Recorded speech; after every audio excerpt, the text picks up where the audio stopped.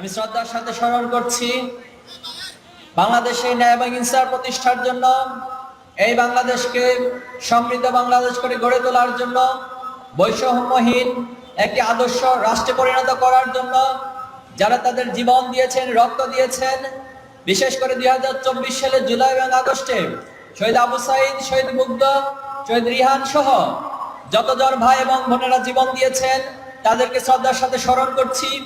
তাদের জন্য আল্লাহর কাছে দোয়া করছি, আল্লাহ যেন সবাইকে শাহাদাতের সর্বোচ্চ মর্যাদা দান করেন, আল্লাহুম্মা আমিন। সংগ্রামী উপস্থিতি, ইসলামী ছাত্র শিবির আজকে ডাকসু, জাকসু, রাকসু, চাকসু সহ যে 4টি বিশ্ববিদ্যালয় বিজয় লাভ করেছে, নিঃসন্দেহে এটি প্রমাণ করে দীর্ঘদিনের জুলুম নির্যাতন করে ইসলামী ছাত্র শিবিরের পথকে রুদ্ধ করে দেওয়ার জন্য, বাধাগ্রস্ত করে দেওয়ার জন্য, ইসলামী ছাত্র শিবিরকে নিঃশেষ করে দেওয়ার জন্য যে অপচেষ্টা বাতিল শক্তি চালিয়েছে সেটা আজ ব্যর্থতায় পর্যবসিত হয়েছে। তারা বিভিন্নভাবে আমাদেরকে ডিহিউম্যানাইজ করে বাংলাদেশের ক্যাম্পাসগুলোকে, ছাত্র শিবিরকে হত্যাযোগ্য করে তুলেছিল। বাংলাদেশের ক্যাম্পাসগুলোতে একটি পাখিকে হত্যা করলে, একটা পশুকে হত্যা করলে সেটার বিচার করা হতো, কিন্তু ছাত্র শিবিরের সদস্যদেরকে, কর্মীদেরকে হত্যা করার পর সেটার কোনো বিচার ক্যাম্পাসগুলোতে হয় নাই। সংগ্রামী উপস্থিতি, ইসলামী ছাত্র শিবির তার এই পথ চালায়, শত শত ভাইদেরকে আমরা হারিয়েছি। জুলাই এবং আগস্টের আগ পর্যন্ত আমাদের 234 জন ভাই জীবন দিয়েছেন। জুলাই এবং আগস্টে আমাদের অসংখ্য ভাইরা জীবন দিয়েছেন। আমাদের অসংখ্য ভাইদেরকে গুম করা হয়েছিল এবং এই গুম করার পর অসংখ্য ভাইদের লাশ পাওয়া গিয়েছিল বিভিন্ন পথে, প্রান্তরে, নদীর ধারে, খালের মধ্যে আমাদের ভাইদের লাশ পাওয়া গিয়েছিল। অনেক ভাইদেরকে হাত হারা অবস্থায়, পা হারা অবস্থায়, চোখ হারা অবস্থায়, পঙ্গু অবস্থায় তাদেরকে পাওয়া গিয়েছিল। দুর্ভাগ্যজনক হলেও সত্য, 2024-এর জুলাই আগস্টের পর আয়নাঘর আবিষ্কৃত হয়েছে, কিন্তু ইসলামী ছাত্র শিবিরের 7 জন ভাইকে এখনো পর্যন্ত সরকার এবং কেউ কোনো খোঁজ খবর দিতে পারে নাই। আমরা এই ভাইদের দ্রুত সময়ের মধ্যে সন্ধান কামনা করছি এবং তাদেরকে তাদের পরিবারের কাছে তুলে দেওয়ার জন্য সরকার সহ, প্রশাসন সহ সকল সচেতন নাগরিকদের কাছে উদাত্ত আহ্বান জানাচ্ছি। সংগ্রামী উপস্থিতি, এত জুলুম নির্যাতনের পর 2024-এর জুলাই আগস্টের যে ত্যাগ এবং কোরবানির পর, প্রজন্মের যে জাগরণের পর আজ বাংলাদেশে পুরো জেনারেশনের মাঝে, পুরো সাধারণ মানুষের মাঝে এক নব উদ্দীপনা এবং নব জাগরণ তৈরি হয়েছে, আলহামদুলিল্লাহ। আমরা আমাদের বিজয়ের পর বাংলাদেশে নতুন একটি দৃষ্টান্ত স্থাপন করেছি। এই বিজয়ের পর আমরা অতি উদ্বেলিত হয়ে যাই নাই, আমরা আনন্দের সীমা অতিক্রম করে সমাজে বিশৃঙ্খলা সৃষ্টি করিনি, বরং এই বিজয়কে আমরা উদযাপন করেছি আল্লাহ তাআলার কাছে সেজদার মধ্য দিয়ে। আমরা আমাদের বিজয়কে একটি দায়িত্ব হিসেবে, কর্তব্য হিসেবে, কমিটমেন্টের জায়গা থেকে নিয়েছি এবং আমরা ঘোষণা করেছি, আমরা ছাত্র সমাজের কাছে যে অঙ্গীকার করেছি, যে ইশতেহার দিয়েছি, যেদিন এই ইশতেহার বাস্তবায়ন করতে পারবো সেদিনই আমাদের প্রকৃত বিজয় আমরা অর্জন করব। আমরা বিশ্বাস করি বাংলাদেশে এই দৃষ্টান্ত শুধুমাত্র ক্যাম্পাসে স্থগিত থাকবে না, বরং বাংলাদেশে নতুন এক মাইল ফলক হয়ে আগামী নির্বাচনে আমরা বিশ্বাস করি ন্যায় এবং ইনসাফের পক্ষে, সত্য এবং ন্যায়ের পক্ষে সৎ, দক্ষ এবং দেশপ্রেমিক প্রার্থীদেরকে বাংলাদেশের জনগণ বাছাই করে নেবে ইনশাআল্লাহ। সংগ্রামী উপস্থিতি, আজকে ঢাকা 13 আসনের যিনি সংসদ সদস্য প্রার্থী ডাক্তার মোবারক হোসেন, আপনারা সকলে ওনাকে চিনেন। উনি পেশায় একজন ডাক্তার হওয়ার পরেও নিজেকে জনসেবা, মানব সেবা এবং সমাজ সেবায় নিয়োজিত করেছেন।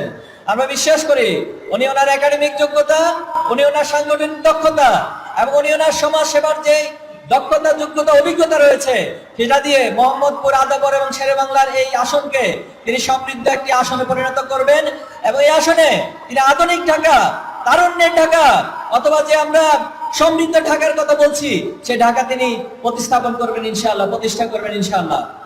আমি আশা করব আপনারা সকলেই আমাদের এই নেতৃবৃন্দের সাথে থাকবেন এবং ঢাকার প্রত্যেকটি বাড়িতে আনাচে কানাচে গিয়ে ওনার জন্য আপনারা ভোট চাইবেন এবং ন্যায় এবং ইনসাফের পক্ষে সাধারণ মানুষের ম্যান্ডেট নিয়ে ওনাকে বিপুল ভোটে জয় করবেন ইনশাআল্লাহ। সে প্রত্যাশা রাখতে পারি ইনশাআল্লাহ।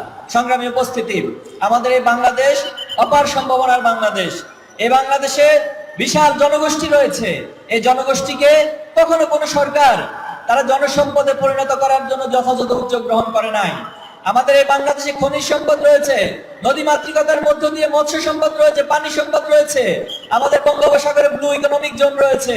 কিন্তু দুর্ভাগ্য হলো সত্য, বিগত সময়ে যারা এই রাষ্ট্র পরিচালনা করেছে তারা বাংলাদেশের এই সম্ভাবনাগুলিকে আইডেন্টিফাই করে এই সম্ভাবনাকে কাজে না লাগিয়ে বরং নিজেদের পকেট ভারী করেছে, নিজেদের আখের গুছিয়েছে এবং তারা বিদেশে এই বাংলাদেশে অর্থ পাচার করে বিভিন্ন জায়গায় তারা বড় বড় ধরনের বিল্ডিং করেছে। বেগমপাড়ায় তারা সেখানে তাদের পাহাড় সম্পদের পাহাড় করেছে, কিন্তু বাংলাদেশের ভাগ্যের কোনো উন্নতি তারা ঘটায় নাই।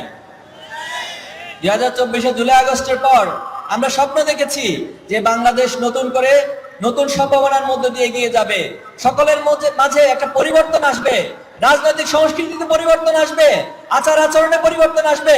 কিন্তু আমরা লক্ষ্য করেছি একটা শ্রেণী স্বৈরাচার ছিল, ফ্যাসিস্ট ছিল, নতুন করে আরেকটি দল তারাও তাদের মাঝে সেই ফ্যাসিস্টের আচরণ ফুটিয়ে তুলছে, তারাও হাসিনার অসমাপ্ত কাজগুলো আজ নিজেদের কাঁধে তুলে নিয়েছে। তারা নিজেরা শুধু নিজেদের মধ্যে হানাহানি করে এখন পর্যন্ত 200 বেশি মানুষকে হত্যা করেছে এবং বাংলাদেশে এখন যেখানে যায় চাঁদাবাজের যে উৎপাত লক্ষ্য করা যাচ্ছে সেটা সেই দলটি মূলত সেই কাজগুলো করছে। আরেকটি বিষয় লক্ষণীয়, বাংলাদেশ জামাত ইসলাম, ইসলামী ছাত্র শিবিরের কোন নেতৃবৃন্দ কখনোই বাংলাদেশ থেকে পালিয়ে যায় নাই।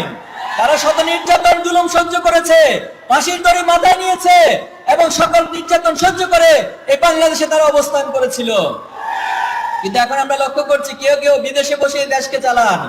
অতীত হাসিনা তিনি বিদেশে বসে বসে এই বাংলাদেশকে নিয়ে ষড়যন্ত্র করছে, বাংলাদেশে বিভিন্ন অস্থিতিশীল করার জন্য, বিশৃঙ্খলা করার জন্য নানান ভাবে চেষ্টা চালিয়ে যাচ্ছে। আরেকটি দল দেখছি তারাও বিদেশে বসে বসে এই বাংলাদেশকে নিয়ে স্বপ্ন দেখছে আগামীতে ক্ষমতায় চলে আসবে। বিদেশে বসে বসে কি ক্ষমতা আসা যায়? বিদেশে বসে বসে ক্ষমতা আসা যায় না। যদি সাহস থাকতো তাহলে 5ই আগস্টের পরে তিনি দেশে আসতেন। এখনো পর্যন্ত করোনার মতো, লকডাউনের মতো অনলাইনে বসে প্রোগ্রাম তিনি করতেন না। এজন্য আমরা এই প্রজন্ম আহ্বান জানাবো, যদি বাংলাদেশকে নিয়ে রাজনীতি করার ইচ্ছা থাকে, যদি সৎ রাজনীতি করার ইচ্ছা থাকে, বাংলাদেশের মানুষের মাঝে এসে রাজনীতি করুন। সংগ্রামী উপস্থিতি, আমরা আর পিছনের দিকে তাকাতে চাই না। বাংলাদেশে আজ যে অপার সম্ভাবনা তৈরি হয়েছে, সবার মাঝে যে জাগরণ তৈরি হয়েছে, এই জাগরণের মধ্যে দিয়ে বাংলাদেশকে আমরা বিনির্মাণ করতে চাই। যারা আমাদেরকে থামিয়ে দিতে আসবে, আমরা সকল বাধা অতিক্রম করে সামনের দিকে অগ্রসর হবো ইনশাআল্লাহ। অতীতে যারা আমাদেরকে থামিয়ে দিতে চেয়েছিল, আমরা দেখেছি ইতিহাস প্রমাণ করেছে তারাই বরং থেমে গিয়েছে। অতীতে যারা আমাদেরকে নিষিদ্ধ করতে এসেছিল, তারাই নিষিদ্ধ হয়ে বাংলাদেশ থেকে বিতাড়িত হয়েছে। এজন্য আমাদেরকে ভয় দেখাতে আসবেন না।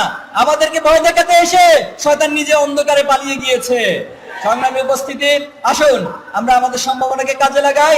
আমরা সাধারণ মানুষকে কাছে টেনে নিয়ে, বুকে টেনে নিয়ে, ভালোবাসা দিয়ে আমরা সকলে ঐক্যবদ্ধ ভাবে সমৃদ্ধ বাংলাদেশ গড়ে তুলি। আল্লাহ আমাদের সহায় হন। নাসরুম মিনাল্লাহি ওয়া ফাতহুন কারীব ওয়া বাশশিরিল মুমিনিন। আসসালামু আলাইকুম ওয়া রাহমাতুল্লাহি ওয়া বারাকাতুহু।